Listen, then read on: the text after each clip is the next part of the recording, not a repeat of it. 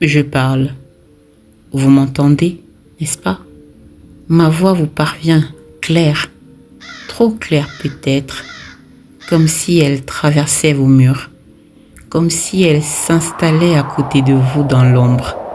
Vous ne me voyez pas, vous ne savez pas encore qui je suis.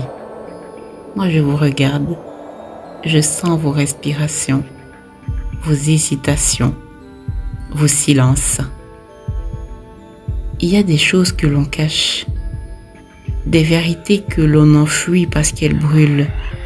Ce soir, j'ai décidé de les mettre à nu, pas pour obtenir votre pitié, pas pour être pardonné, mais parce que vous devez savoir. Tout ce que vous croyez tenir pour sûr, vos repas partagés, vos rires de famille, vos confidences chuchotées, peut se fissurer en une seconde. Et quand la fissure s'ouvre, il est déjà trop tard. Alors, écoutez-moi attentivement. Une fois que j'ai commencé, vous ne pourrez plus revenir en arrière. Je m'appelle Christine. J'ai grandi avec mes 2 frères, ma mère et l'ombre d'un père qui partait plus qu'il ne restait. Quand il rentrait, c'était souvent pour frapper ma mère, pas seulement avec ses poings, avec ses mots, son mépris. Et puis il y avait Justine, ma tante, une femme riche, élégante, qui n'avait ni mari ni enfant, une femme cruelle. Elle se montrait douce devant nous, mais je voyais bien, elle manipulait. Chaque fois qu'elle parlait avec mon père, ma mère payait. Elle lui conseillait de divorcer, pas de pardonner. Elle jetait de l'huile sur le feu. Je pense qu'elle était jalouse de ma mère, car ma mère avait ce qu'elle n'aurait jamais. Un jour, mon père est rentré à la maison couvert de sang. Il nous a jetés dehors en criant « Ta sœur a gagné, je demande le divorce ». Justine nous a accueillis. Elle avait une grande maison, à chacun sa chambre, de quoi manger, s'habiller. Ce luxe, je ne l'avais jamais connu. Ma mère a pleuré encore plus. Elle a bu. Et Justine, elle, la grondait comme une enfant. Elle refusait de comprendre ma mère parce qu'elle n'avait jamais aimé et n'avait jamais été aimée. Moi, je la haïssais. Mes frères faisaient 1001 bêtises, cassaient tout. Mais Justine restait gentille avec eux. Moi, j'étais insolente, méprisante, mais elle me parlait toujours avec douceur. Alors j'ai compris son plan. Se faire aimer pour nous voler à maman. Je la détestais encore plus. Elle obligeait ma mère à la suivre partout, comme un petit chien. Elle disait vouloir la protéger de l'alcool. Mais je savais qu'elle voulait l'humilier. Et oui, je voyais bien qu'elle aimait ça. Mais vous savez ce qu'il y a de pire que la haine? C'est quand celui qu'on déteste se montre doux, gentil, comme si de rien n'était. Alors, j'ai décidé de faire semblant de l'aimer pour mieux la détruire. Chaque soir, c'était moi qui préparais son thé. Et tous les jours, j'y ai glissé un produit. Pas pour la tuer d'un coup, non. Pour la brûler de l'intérieur, lentement. Un soir, elle s'est sentie mal. Elle m'a regardée, les yeux écarquillés, et elle a murmuré « Christine, appelle les secours ». Je l'ai fixée et j'ai dit « Tu n'as pas d'enfant, pas d'époux, tu n'as personne qui t'aime, tu n'as rien à faire sur cette terre. Et nous ne t'aimerons jamais, mes frères et moi, comme une mère. Alors, meurs ». Elle s'est mise à pleurer en disant « Je ne veux pas vous voler, pardonne-moi ». Mais je savais qu'elle mentait. Je savais qu'elle voulait juste me manipuler. Alors je l'ai regardée s'éteindre, sans un geste, sans un appel. Je pense que c'était le plus beau jour de ma vie. Le lendemain, ma mère a découvert le corps elle a hurlé. Mes frères ont pleuré, moi aussi, pour la forme.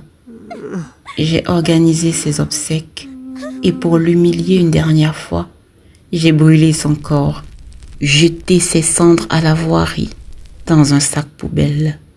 Personne n'a jamais su. Mes frères et ma mère croient encore qu'elle repose dans une tombe fleurie, une tombe vide. Mes frères et ma mère se rendaient souvent à cette tombe. Ils me faisaient de la peine. Même morte, Justine continuait de les faire souffrir.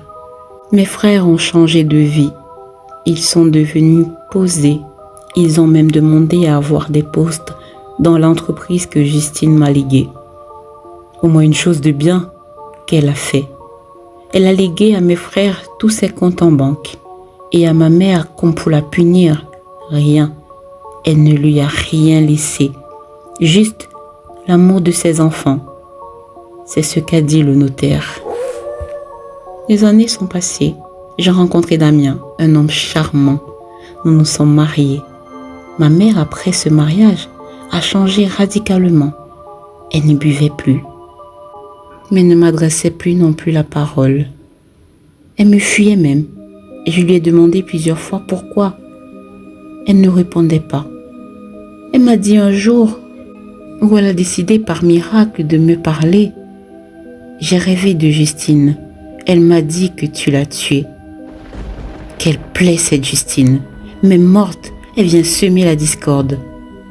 Et j'ai répondu, et même si je l'ai tuée, où est le problème? Elle te faisait tellement souffrir. Ma mère m'a lancé un regard noir et a dit, elle voulait juste m'aider. À cela, j'ai répondu, mais à cause d'elle, tu pleurais tout le temps. Et à cause d'elle, papa est parti. Ma mère m'a juste regardé, n'a plus dit mot et s'est enfermée dans sa chambre. Mes frères m'ont dit avoir fait le même rêve et ont cessé de m'adresser la parole. Une année plus tard, je suis tombée enceinte. Et quelques mois plus tard, sont nés Yolande et Léo, des jumeaux. Mais dès sa naissance, Yolande m'a rejetée. Quand on me l'a mise dans les bras, elle a hurlé comme si je l'avais brûlée. Dans ceux d'une infirmière, elle s'est calmée aussitôt. Toute son enfance a été pareille. Elle refusait mes câlins, me regardait comme si j'étais un monstre. Je ne pouvais pas lui donner son bain, ni à manger. Elle préférait ma mère, Damien, mais pas moi. À 4 ans, un jour, alors que toutes les deux sommes allées faire les courses, elle s'est mise à hurler dans le magasin, disant que je la frappais en l'absence de son père et qu'il m'arrivait même de la ligoter et de la jeter sous le lit, que j'étais méchante. Mais jamais je n'avais frappé ma fille. Je l'aime tellement. La police a mené des enquêtes, mais n'a rien découvert. Pourquoi faisait-elle cela? Un jour, quand elle avait 8 ans et qu'elle était dans la voiture, elle s'est mise à frapper très fort la fenêtre, attirant la curiosité des passants. La police m'a stoppée. Elle leur a dit que je l'avais kidnappée et qu'elle ne sait même pas qui je suis. Un autre jour, quand elle avait 10 ans, elle a dit à son père m'avoir vue en train d'embrasser un homme. J'ai pleuré. Tout ça m'a fait tellement souffrir parce que je l'aimais tellement. Je ne devrais pas le dire, mais je la préférais à son frère. Je trouvais son frère Léo banal. Il n'avait rien d'extraordinaire, mais Yolande, elle, était belle, très intelligente, et donc je la préférais. Un jour, j'étais allongée sur le lit, enceinte d'un autre bébé. Yolande est venue me voir avec un sourire, et elle a dit, « Pardon maman, bois ce jus que j'ai préparé pour toi. Je te promets que je serai une grande sœur gentille, une meilleure fille. » Mais comment sait-elle que je suis enceinte? Je ne l'avais encore dit à personne. Je lui ai demandé, « Meilleure grande sœur, Elle a souri et m'a dit, « Je sais que mon petit frère est dans ton ventre et que c'est encore un secret. » Et je lui ai demandé, « Mais comment est-ce que tu le sais ?» Elle a répondu, « Chut, papa arrive, vas-y, bois. » Je ne voulais pas. Damien est entré et il a insisté. J'ai bu. Quelques heures plus tard, j'étais à l'hôpital. Grossesse perdue, trompe endommagée, plus d'enfants possible. Quand on a interrogé Yolande, elle a dit « C'est maman qui m'a appris à préparer cette boisson. Elle voulait que je la donne à mamie. » Ma mère a cessé de me parler, disant que je voulais la tuer. Elle a quitté la maison, a trouvé un travail. Et lorsque mes frères ont eu connaissance de cela, ils ont eux aussi quitté la maison. Ils ont même quitté l'entreprise. Avec l'argent que leur avait légué Justine, ils ont créé la leur. Justine, encore Justine, toujours en train de tout saboter, mais morte. Quelques années plus tard, à cause des multiples manigances de Yolande, mon entreprise a fini par s'écrouler. Tout ce que j'avais construit, détruit. Moi, j'étais à bout. Je ne pouvais même pas travailler. Ma mère, par contre, allait très bien. Elle s'était même mariée avec un homme riche. Elle était vieille, mais beaucoup plus épanouie que moi. Je me suis demandé comment elle l'a fait. Alors j'ai pensé aux multiples histoires où des parents troquent leur malheur au bonheur de leurs proches. Et si ma mère avait sacrifié mon bonheur pour qu'elle puisse être bien? Parce qu'après tout, ma fille la préfère à moi. J'ai donc décidé d'agir. J'ai décidé d'aller passer la nuit chez ma mère. Son mari n'était pas là. Il était allé passer un week-end chez un de ses enfants. Pendant que ma mère dormait, je l'ai étouffée. Elle est morte. Ne m'en voulez pas. Je voulais récupérer mon bonheur. Je pense que Justine la manipulait, même de l'au-delà. J'ai fait croire qu'elle a eu un AVC. Le décès de ma mère a beaucoup affecté ma fille. Mais pour la première fois depuis des années, elle s'est montrée douce avec moi. Je me suis dit, enfin. Mais le répit a été court. Un jour, j'ai fait un rêve dans lequel j'ai vu Justine et ma mère et je me suis mise à pleurer disant « Pardonne-moi maman, je ne voulais pas te tuer. C'est à cause de Justine. » Je me suis réveillée en sursaut. Et ma fille était assise là, m'observant. Elle a souri et a dit « Alors c'est toi qui l'as tué? Comment as-tu fait maman? Cela restera notre secret. » Alors j'ai répondu, je l'ai étouffée. Elle avait pris mon bonheur. Je voulais juste récupérer ce qui est à moi. Elle s'est levée et est sortie. Peut-être va-t-elle me dénoncer. Ce qu'elle n'a pas fait. Au contraire, elle était très attentionnée vis-à-vis de moi. Elle faisait sans discuter les courses, le ménage, les repas. Moi, je n'arrivais à rien faire. Je passais mes journées à dormir. J'étais toujours très fatiguée et je ne voyais presque plus Damien. Un soir, qu'ils croyaient tous que je dormais, je me suis levée discrètement et j'ai surpris Damien en train d'embrasser Perrine, la mère d'une amie de Yolande. Quand j'ai crié, il m'a répondu « Pourquoi cries-tu? Nous sommes ensemble depuis plusieurs mois. Tu es tous les jours fatigué. Et en plus, j'ai appris ce que tu as fait à ta mère et à ta tante. Et je ne veux plus de toi. » Et Yolande derrière moi a rajouté « Il sera beaucoup plus heureux avec elle qu'avec toi, maman. » À l'écoute de ces mots, je me suis évanouie. Je viens juste de me réveiller. Ils m'ont transportée dans ma chambre.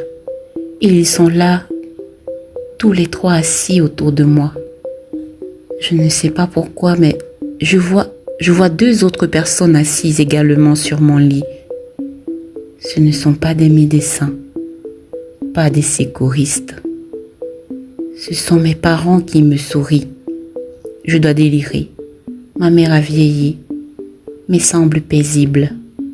Mais mon père est comme je l'ai vu la dernière fois que je l'ai vu.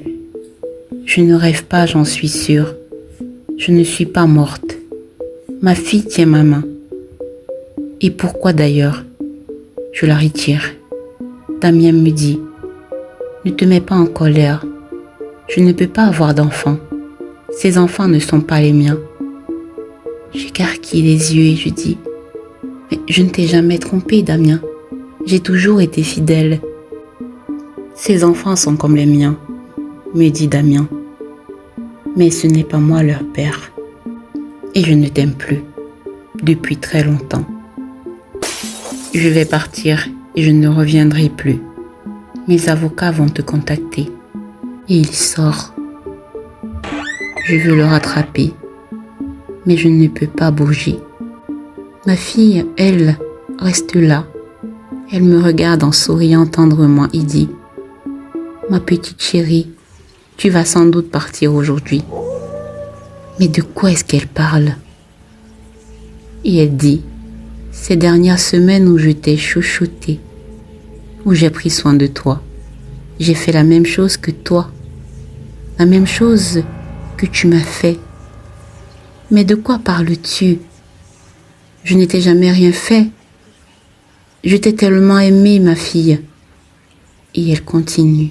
« Si, tu as fait, tu m'as empoisonné. Pourtant, mon seul crime était de t'aimer. Ta maman peut le confirmer. » Et ma mère s'est mise à parler. « Ta tante a toujours voulu nous aider. J'ai toujours été irresponsable et ton papa n'aimait pas ça. Je jouais aux jeux de hasard. Je buvais beaucoup. » Et mon père dit, et je la frappais. « Ta tante m'a demandé d'agir autrement avec ta mère. » Mais je refusais d'écouter. Elle ne voulait plus que je la frappe. « Je te demande pardon, ma fille. Parce que si j'avais écouté ta tante, tout ceci ne serait pas arrivé. » Et je leur demande, « Suis-je morte ?» Et ma fille répond, « Non, mais bientôt. Bientôt tu vas mourir. Moi aussi je vais mourir. Et Léo aussi va mourir. » Et je demande, « Mais pourquoi? Pitié, ne fais pas mourir Léo. » Et ma fille continue, « Tu ne peux pas avoir d'enfant, ma fille.